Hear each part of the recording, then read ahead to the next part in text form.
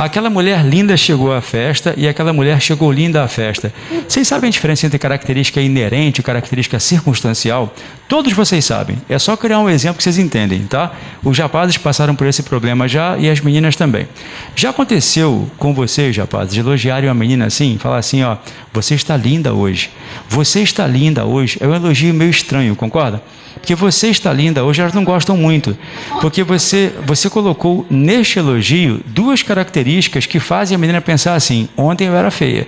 Porque se eu falo você está linda hoje, duas coisas estragaram o elogio, tá? O está e o hoje. O hoje só piorou, né?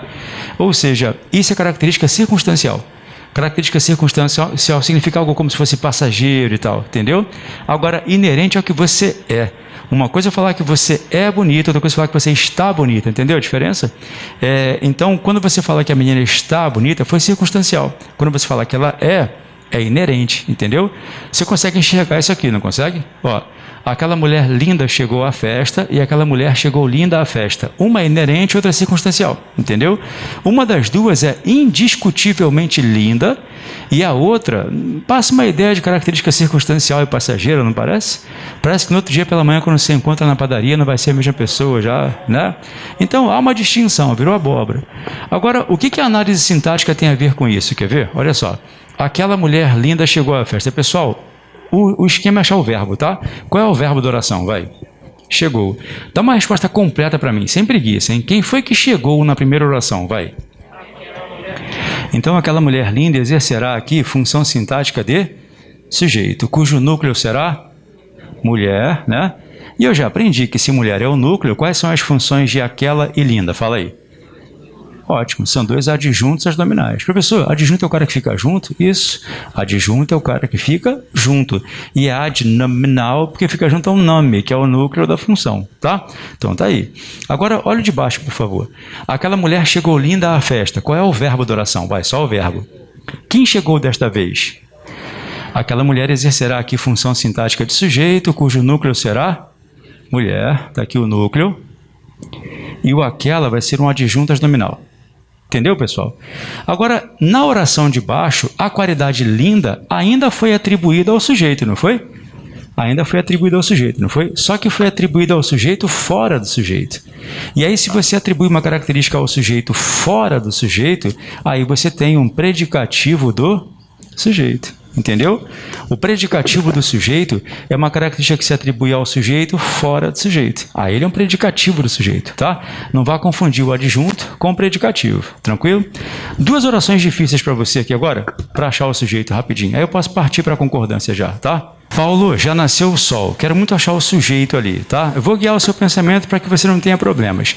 É óbvio que ao bater os olhos ali, a criança da sexta série que mora dentro de nós acha que o sujeito é nananã. Está na frente, começa com P e tal, né? Só que não é assim que a gente procede. A gente tem que achar o verbo. Não fala não, mas já achou o verbo? Não fala qual é. Já achou o verbo? Perfeito. Já achou? Beleza. Agora é só você perguntar quem foi que praticou essa ação verbal. Aí você vai achar o sujeito. Já achou? Então você acha o verbo, pergunta quem praticou a ação verbal e você vai achar o sujeito. Posso perguntar já? Qual é o sujeito? Fala aí. O sol, certo? Então, ó, o sol é o sujeito. O verbo ainda nasceu? Quem nasceu foi o Paulo? Não, quem nasceu foi o sol. Então, o sol é o sujeito, sol é o núcleo e o o vai ser um adjunto adnominal. Pessoal, tá aí tudo bem para todos? Repara que é só perguntar quem pratica a ação verbal. Quem nasceu foi o sol, certo? E como foi o sol que nasceu, o sol é o sujeito, tá? Vou colocar uma aqui mais difícil, tá? Ó, a Paulo restam-lhe poucos recursos. A Paulo restam-lhe poucos recursos. Quando eu falo que a Paulo restam-lhe poucos recursos, quero achar o sujeito aqui. Tá difícil, não tá? Essa dificultou um pouco mais, porque essa aqui está no padrãozinho já mais Academia da Força Aérea, né? Bom, a Paulo restam-lhe poucos recursos. O máximo que eu consigo fazer você fazer já e descartar é achar que o Paulo é sujeito, né, cara? Todo mundo está vendo que não é. Beleza? Vamos lá. Quando eu falo que a Paulo restam-lhe poucos recursos, qual é o verbo da oração? Vai. Restam. Como é que o Paulo ia ser sujeito com restam no plural, cara? Você entendeu? Não há como Paulo ser sujeito se restam está no plural. Para encontrar o sujeito, você vai me dizer, o que resta a Paulo? Fala aí. Poucos recursos. Então, poucos recursos é que exercem aqui função sintática de sujeito, com núcleo e adjunto. Entendeu aí? Então ali está difícil, aquela está mais pesada. Padrão Academia da Força Aérea, que é uma prova difícil pra caramba. Se eu falo que a Paulo restam-lhe poucos recursos, o verbo é restam, e o que resta são poucos recursos, tá? Quando quiser confirmar que o sujeito é sujeito, bota na ordem direta, quer ver? Ó? Aquela mulher linda chegou à festa, aquela mulher chegou linda à festa, o sol nasceu, poucos recursos restam. A frase fica mais confortável, reparou? Sem contar que o sujeito vira ele, ela, eles ou elas. Ó. Ela chegou, ele nasceu, eles restam. Tá vendo?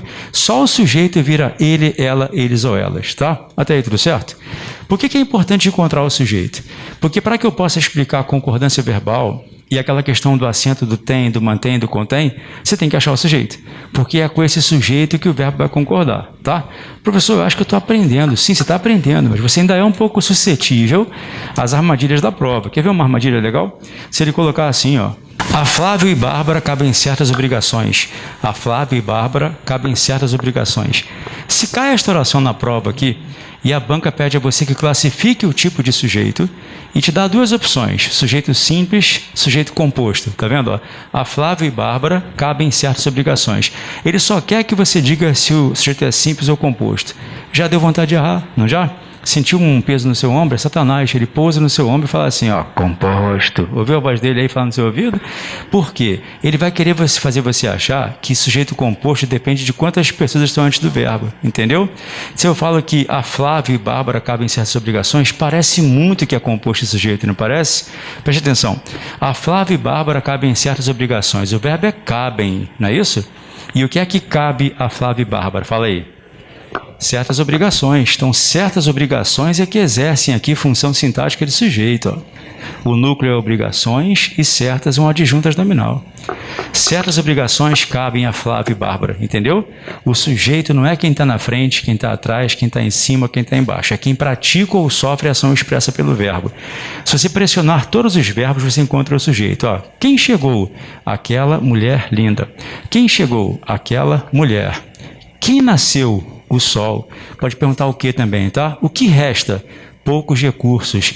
O que cabe? Certas obrigações. Entendeu? Então, o sujeito ele é descoberto quando você pergunta quem ou o que pratica ação verbal. Aí você vai encontrar o sujeito, tá? Tudo bem?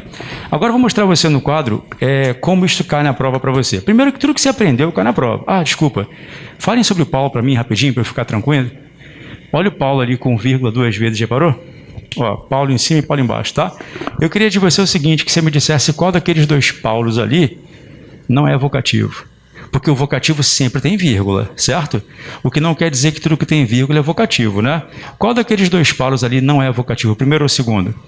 O segundo. Sabe por quê? Porque eu não falei com ele. Eu falei sobre ele, entendeu? Vocativo é aqui, ó. Paulo, já nasceu o sol. Aqui eu tenho vocativo, aqui não. Tá legal? Objeto indireto pleonástico. Depois deixa para depois, né? Deixa para depois. Ah, tá, entendi. Deixa para depois, tá? Bom, tira uma foto aí rapidinho, pessoal. A gente vê depois.